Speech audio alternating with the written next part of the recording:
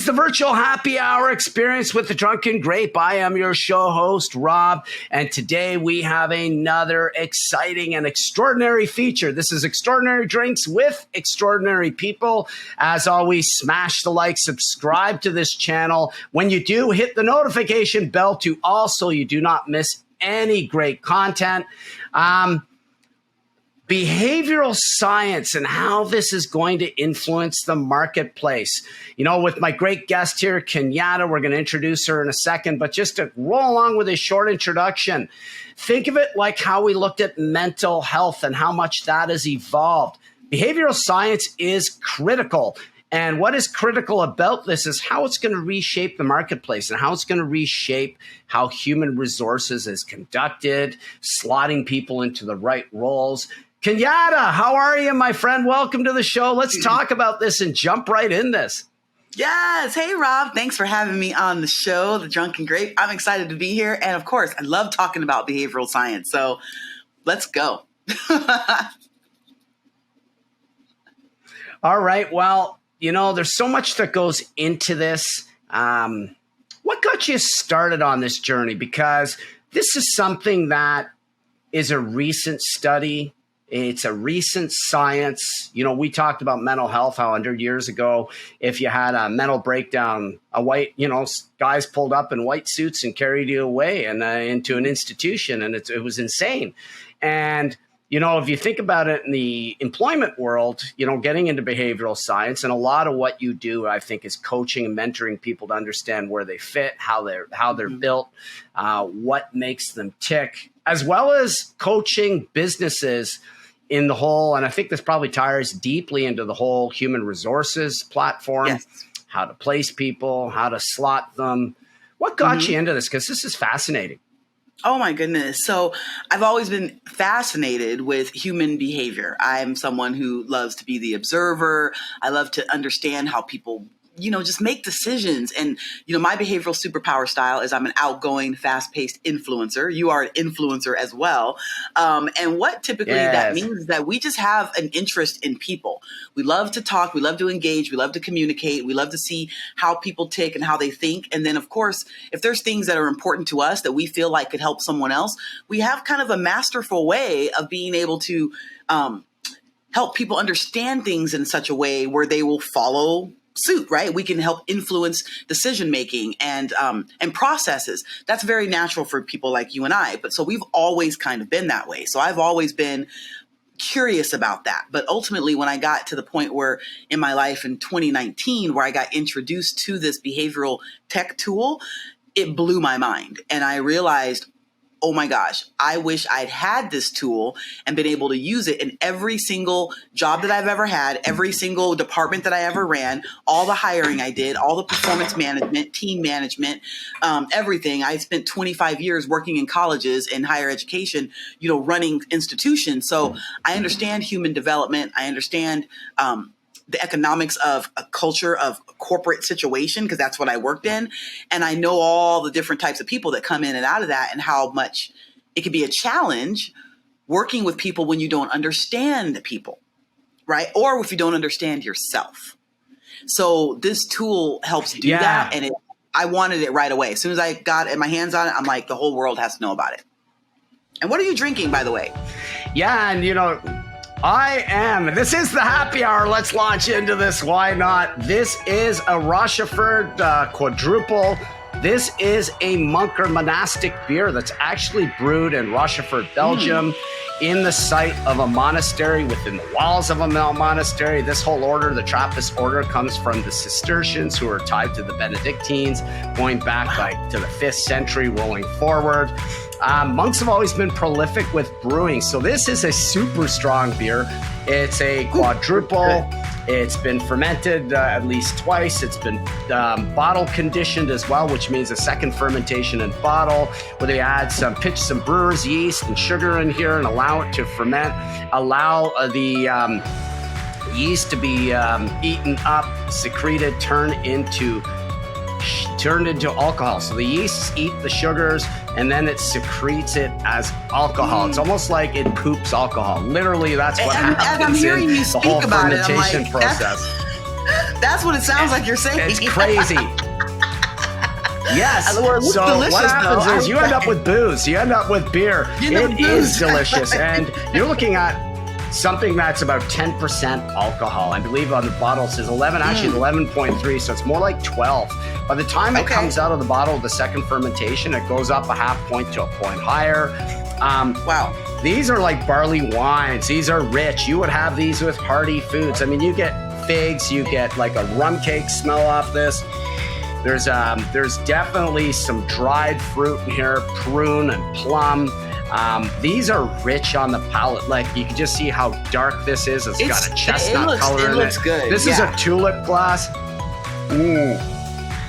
Well, you're drinking that. I am just drinking. This is one of the What are the what? Sorry, go ahead. It's all right. I was going to say this is one of the most sought after beers in the world. It's one of the most highly rated beers in the world. You're looking at about 99 out of 100 points and a lot of guides. It is wickedly potent. You can always tell alcohol by the heat that comes down with this. This one throws heat like a glass of wine. It's crazy. So, what do you have there, my friend? I know that you've got something that you love in your hand there. I've got some kicking off the morning. reposado. I'm just going to have a little shot of some reposado. Nothing crazy here. This is El Español Tequila Reposado, and that's all I know about it. But a friend brought it over and I was like, I'll drink that. So that's what we're going to have a little shot of. While you're drinking that, I'm just going to have just some little sipping tequila. That's it. And I learned, I have a friend who has a tequila company. comes from, Go ahead. Oh, yeah? Well, she No, has go ahead about the tequila tequila cup. Now I got to tasting hear this in the happy hour. Yeah, well, she has a tequila tasting company, so I didn't understand tequila until I understood tequila, right? And you know, in your business, people drink stuff, they don't know what they're drinking or why or anything like that. And so she actually had me taste many tequilas to try to figure out what I liked, and I realized I really like a reposado. That's what I like. I don't like the blanco. The añejo is all right, but between the three, this is what I like the most for just a little sip. So I was glad to get educated. So those of you out there watching, listen to Rob because he educates you so you know what to get and what you might like so that you can always be enjoying your drink. So now I know I can enjoy tequila, especially like this. So cheers, my friend. Yeah, and Reposado tequila is awesome because it engages in some form of aging process in old Jack Daniel or bourbon barrels. It comes from the blue agave. Now it's around the Jalisco province, just outside of Guadalajara, Mexico.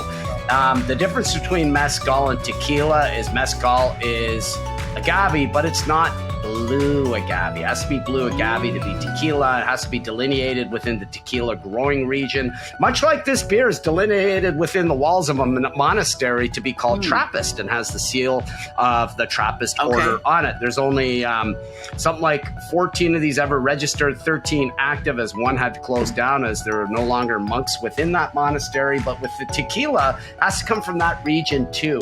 And basically what they do is they ferment it like a beer. They take out the pinot or the heart of the tequila, which is like 200, it could be up to 250 pounds. The stalk grows like 20 feet high in the sky off the ground. And they use underground ovens. They use ovens into the ground to cook and roast it. And what that does is it converts all these starches into soluble sugars. It allows it to be mashed, malting. The whole process is a lot like brewing. And then what happens is after they ferment it into like a low alcohol fermented beverage, which would be like a tequila version of beer, they distill it, and that's where it becomes alcohol. And it's the conquistadors that really exploited this. The Spanish, they ran out of brandy and had to figure out what kind of spirit am I going to exploit next. And it came from the indigenous populations, and then they leveraged it from there. It's true. Okay. Tequila's awesome.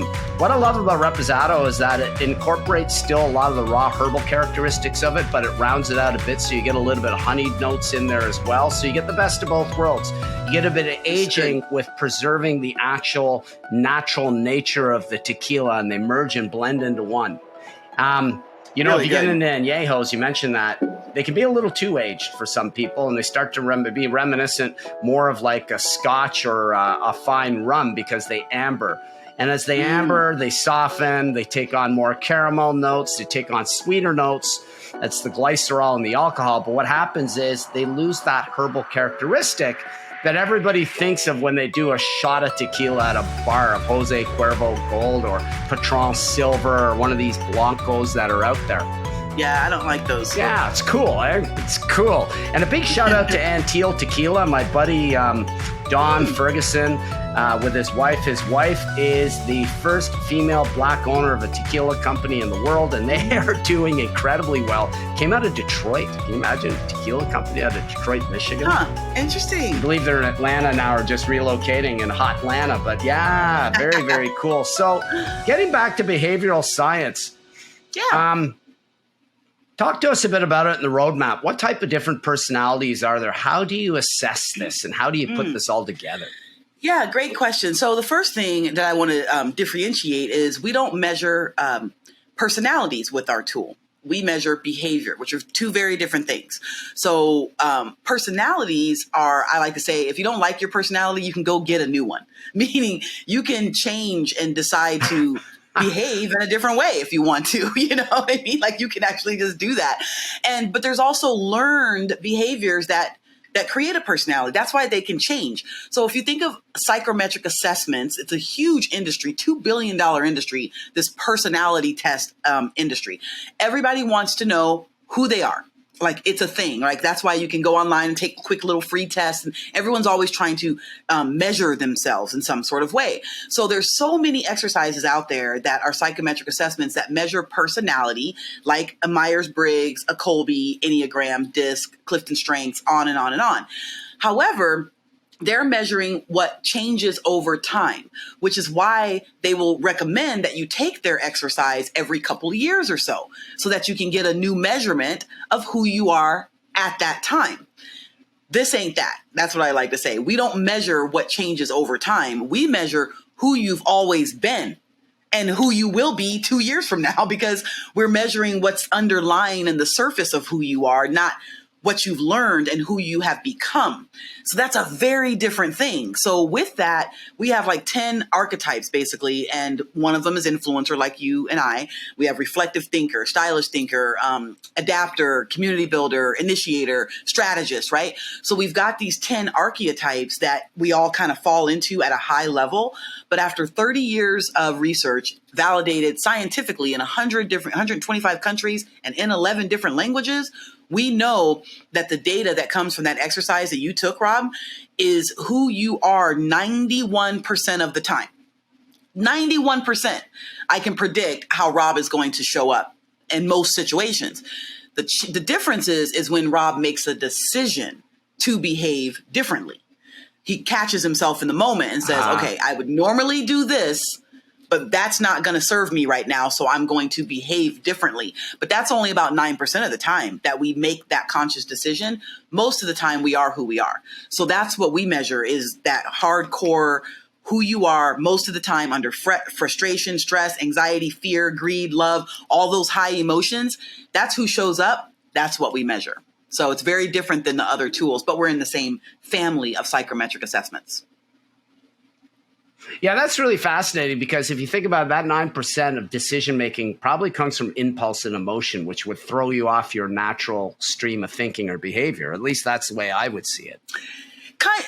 Actually, your natural emotion is what you would naturally do. It's the logical side of you that when the 9% kicks in to say, okay, that makes more sense. Okay, that's your learn. Like you probably learned that you can't always. Like, for instance, I'm extremely outgoing, right? I'm very loud. I'm like a circus train, right? Coming through most times. But I've learned I can't always project myself that way in all situations, because it could be too much for someone or a situation. So I might have to bring it back in and be a little more reserved or bite my tongue, right? I've learned that. That's the 9%, Not because I want to bite my tongue, but I've learned I probably should. Yeah, that's cool. Sure, that's really cool. Yeah, no, that makes a lot of sense. And it's, because I think back to the 90s, I was exposed in that company called Amway. Yes, I was briefly part of that. that whole circus of multi-level marketing. But they did have something that was cool that came out of it, was the DISC personality assessment. And I came out as a high I or an influencer, so I wasn't so shocked that I came out something similar. But that assessment, if you look back, puts you in 4 quadrants, or you were a hybrid of various quadrants. So you could usually a hybrid of 2. And the issue of that was it didn't really break down in great detail and specifics like what your system does. Your system's incredible. I know I took it and I was just like, wow, is that ever deep? And this is really important. If you're HR listening to this, you're human resources, you need to get a hold of someone like Kenyatta to run these assessments in your workplace, hire as a consultant to do so. And I'll tell you why. We have, and we still do have, a prehistoric way of placing employees onto set projects, and then people get mad at them because they don't achieve the desired results or outcomes that they were looking for. Right. But this has a lot more often to do with behavioral traits than it does with actual aptitude. Because, I mean, obviously, a lot of people that you've hired are certainly smart enough for the role. They're certainly talented enough to do it. It's just whether you've put them in the right position to succeed. And a lot of companies, and I think this is the biggest travesty in the current workplace, is they set up a lot of people to fail, not succeed at all. And tools like this reverse that pattern.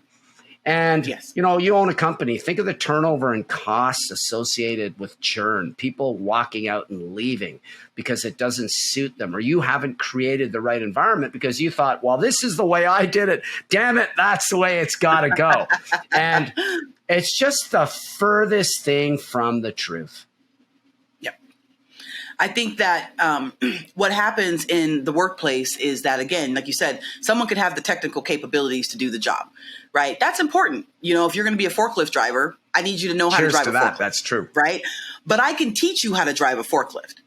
What I can't teach you is how to have a high pioneering drive where you not only want to drive the forklift, you want to improve the situation going on in the warehouse. You want to make sure everything is working at optimal speed. You know, you want to grow the company and organization. I can't teach you to want to do that.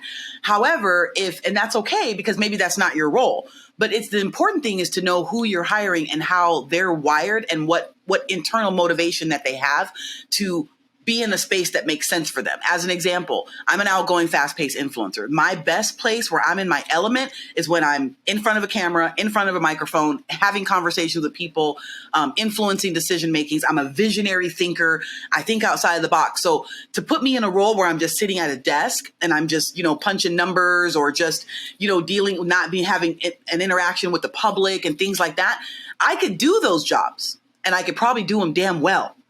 But I will be dying on the vine, meaning I'm not growing, I'm not learning, I'm not excited, I'm not driven to wake up every morning and come to your job and your company because I'm not behaviorally fulfilled. I'm in misalignment with what my behavioral superpowers are, right? So when we work with companies, we use this exercise just like they use predictive index and stuff like that. But again, that's very high level.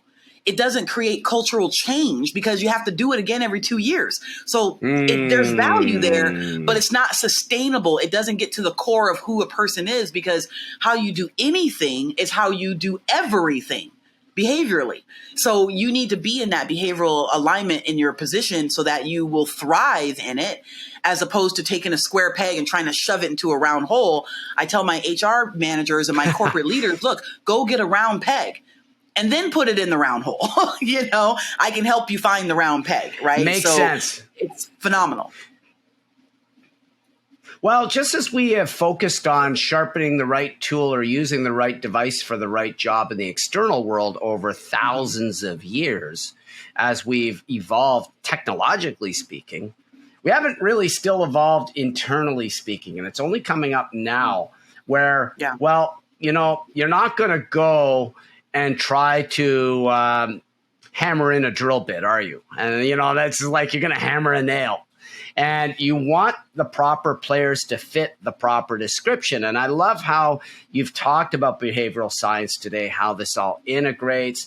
You know, I'm just avoiding screen sharing today on a couple things because I noticed that there's a little lag in this video. I think this might help just to stay on course without sharing much. Okay. But on the screen. But let's talk to the audience about where to find you. LinkedIn, you are prolific. Kenyatta Turner, you are easy to find there. Ladies and gentlemen, I highly suggest you find her there. It's also part of Dream Smart Academy, and you have what? Freedom Empire Consulting, which ties into all of this.